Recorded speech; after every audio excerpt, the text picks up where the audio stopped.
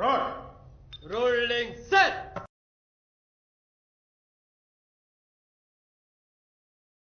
அன்பு நண்பர்களே, தோழர்களே, நம்முடைய இனிய நண்பர்கள் ஜேபியும் சிறகனும் தளபதி சல்மான், கவிஞர் கனிமொழி, நம்மூர் கவிஞர் கனிமொழி, நீங்கள் அவங்க நினச்சிடாதீங்க. இவங்கெல்லாம் என்னுடைய இனிய இளவல்கள். இவங்க துகள்கள் என்கிற ஒரு அழகான அமைப்பை உருவாக்கியிருக்கிறாங்க. அந்த அமைப்பின் மூலமாக என்னிடம் வந்து ஒரு வேண்டுகோளை வச்சாங்க. ஒரு 40 வருடங்களாக கலை இலக்கிய பயணத்தில் இருக்கீங்க. உங்கள் அனுபவங்களை தனிப்பட்ட முறையில் எங்களோட நிறைய முறை நீங்கள் பகிர்ந்துருக்கிறீங்க.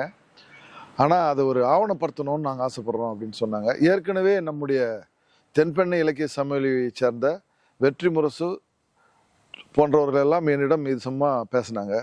அதை போலவே நம்முடைய காலஞ்சென்ற தோழர் செல்வன், முனைவர் செல்வன் அவர்களும் நீங்கள் இது வந்து ஆவணப்படுத்தணும், உங்களுடைய இந்த கலை இலக்கிய பயணத்தை நீங்கள் ஆவணப்படுத்தணும், ஏதாவது ஒரு ரூபத்தில் பண்ணுங்கன்னு சொல்லுவார். கூடுமானவரையிலையும் அவர் ஆசைப்பட்டு வந்து நாவல் எழுதுருங்கன்னு சொன்னார். அது ஒரு காலத்தில் நிகழும், ஏதோ ஒரு காரணத்தால் தள்ளி போகுது. ஆனால் இப்போதைக்கு இந்த துகள்கள் என்கிற அமைப்பின் மூலமாக ஏற்கனவே ஒரு பதிவை என்னிடம் மன்றாடி வாங்கியிருக்கிறார்கள். இப்பொழுது மீண்டும் இவர்களுடைய அன்பு தொல்லையின் காரணமாக நான் வந்து இதை பகிர்ந்து கொள்ள இங்கு வந்திருக்கிறேன்.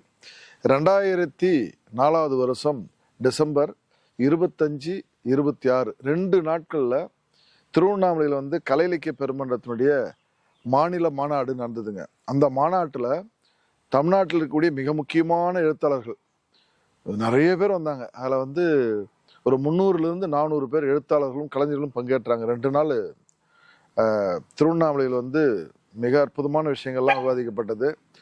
அந்த நேரத்தில் தான் செம்மொழி சம்பந்தமான அந்த உரிமையை கோர தமிழ்நாடு அரசாங்கம் நடத்துகிற மிக பெரும் உரிமை போராட்டம் நடந்து கொண்டிருந்த அந்த காலகட்டம்.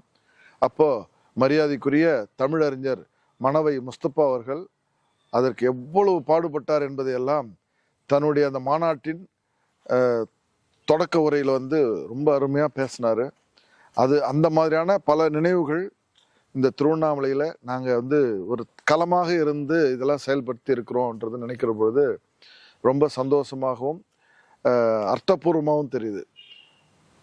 அதாவது மாநாடு நடந்தது வந்து அருணை பொறியியல் கல்லூரியுடைய அந்த கலையரங்கத்துக்குள்ளே நடந்தது 2 நாளும்.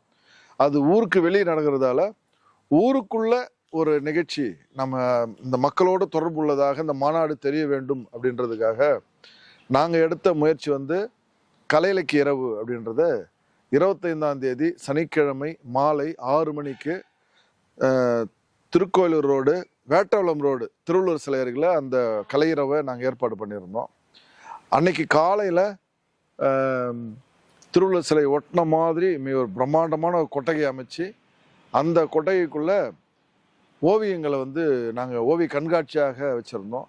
அதனுடைய சிறப்பாளராக நம்முடைய கவிஞர் கனிமொழி அவர்கள் வந்து அதை திறந்து வச்சாங்க. மதியம் அவங்க வாழ்த்துறை இருந்தது. வாழ்த்துறை முடிச்சுட்டு அந்த மாநாட்டில் முக்கியமானவர்கள்லாம் கலந்து கொண்டாங்க. பொன்னியிலன், தனுஷ்கோடி ராமசாமி, அப்புறம் வந்து சிவசுப்பிரமணியம், மிக பெரும் அறிஞர், அவர் பங்கேற்றார்.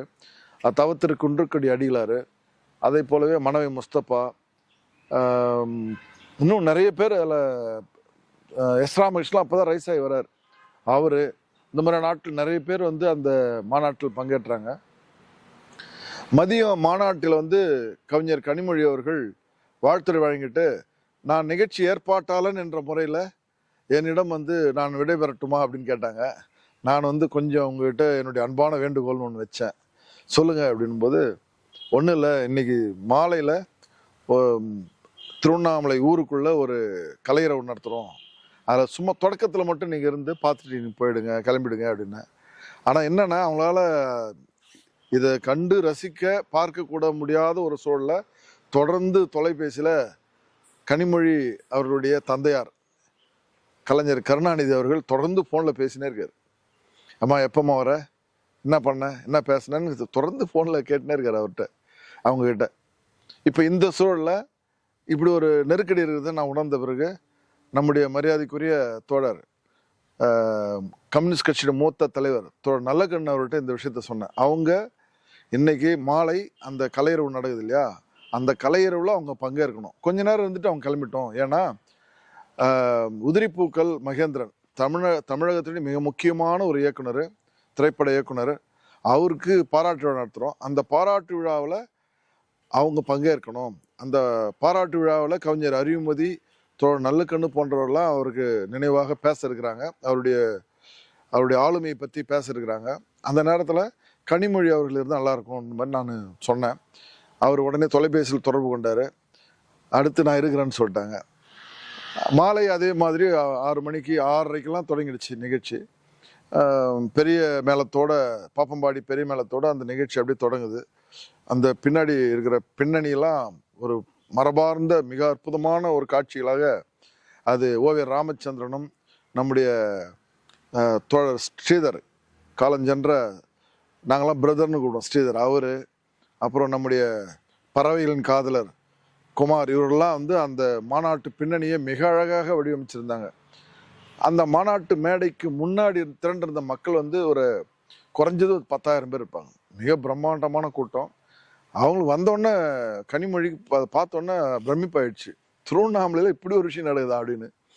அப்புறம் முன் வரிசையில் நாற்காலி போட்டிருந்தோம். அதில் ராமகிருஷ்ண, அறிவுமதி, கவிஞர் கனிமொழி, நம்முடைய மரியாதைக்குரிய தோழர் நல்லக்கண்ணு போன்ற வரிசை எல்லாரும் உட்காந்துக்கிறாங்க.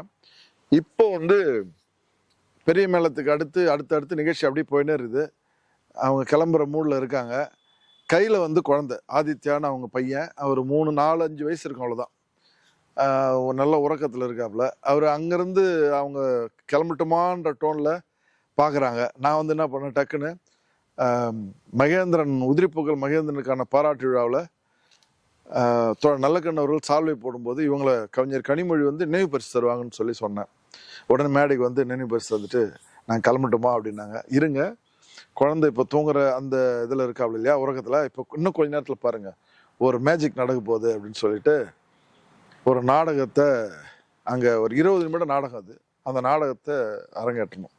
அதில் வந்து பாண்டிச்சேரி பல்கலைக்கழகத்தினுடைய பேராசிரியராக இன்றைக்கு இருக்கக்கூடிய குழந்தைகள் நாடகத்திற்கென்றே தன்னை ஒதுக்கி கொண்ட முக்கியமான ஒரு குழந்தைகளுடைய கலைஞன் வேலு சரவணன் வந்து கடல்பூதம் என்கிற ஒரு நாடகத்தை அந்த மேடையில் ஏற்றுறாரு, அரங்கேற்றாரு. அப்படியே 10,000 பார்வையாளர்களுமே நடிகர்களாக மாற்றக்கூடிய ஒரு வல்லமை வந்து வேலு சரவணனுக்கு உண்டு.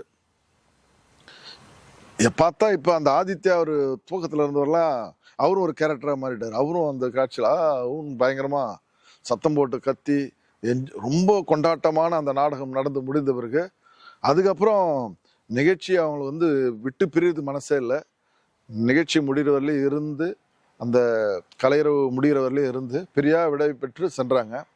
என்னன்னா, அவங்க போனதுக்கு அப்புறம், விடைபெற்று சென்றதுக்கு அப்புறம் தொடர்ந்து என்ன தொலைபேசியில் இந்த நிகழ்வு பற்றி, அந்த அந்த நடந்த நிகழ்ச்சிகளை பற்றி, அதில் பங்கேற்ற கலைஞர்களை பற்றி ரொம்ப அது விதந்து ஸ்லாகித்து என்கிட்ட பேசினே இருப்பாங்க.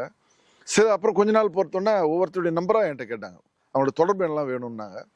அதில் வந்து இப்போ கைலாசமூர்த்தி எண், அதே மாதிரி நம்முடைய பெரிய மேளத்தினுடைய அந்த எண்கள், தொடர்பு எண்கள், அப்புறம் வந்து நம்முடைய வேலு சரவணனுடைய அந்த தொடர்பு முகவரி, இப்படியான எண்கள்லாம் வாங்க ஆரம்பித்தோம். பின்னாளில் சென்னை சங்கமம் என்கிற ஒரு மிக அற்புதமான ஒரு வடிவத்தை அவர்கள் ஒரு மிக அற்புதமான வடிவத்தை கொண்டு வருவதற்கு திருவண்ணாமலையில் ஏதோ ஒரு தொடக்க புள்ளியாக நாங்கள் இருந்திருக்கிறோம் என்பது எங்களுக்கெல்லாம் மிக பெரும் ஒரு சந்தோஷம். இது வந்து ஒரு மறக்க முடியாத என் வாழ்க்கையில் நான் வந்து பகிர்ந்துக்க வேண்டிய ஒரு முக்கியமான விஷயமாக நான் யோசித்தேன். அதனால் அது நான் பகிர்ந்துன்னு ஆசைப்பட்றேன்.